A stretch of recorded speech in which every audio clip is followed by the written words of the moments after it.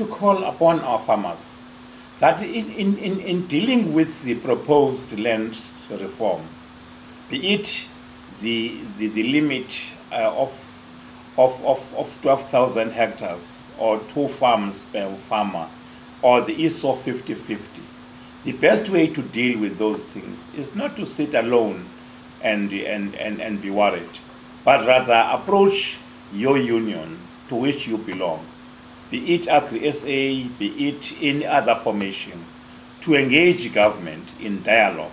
The ministers are willing to engage with you.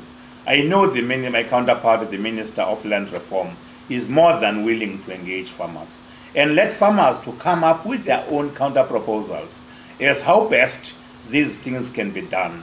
Like the very courageous farmers of Witzenberg, who came with a 30% ownership to their own farm workers. We believe to build an environment within the farming community where there's calm, where there's commitment, where there is unity, where there's the working together. As government, we want to improve our interaction with farmers. It is when we hear their voices that we can listen to what they are saying.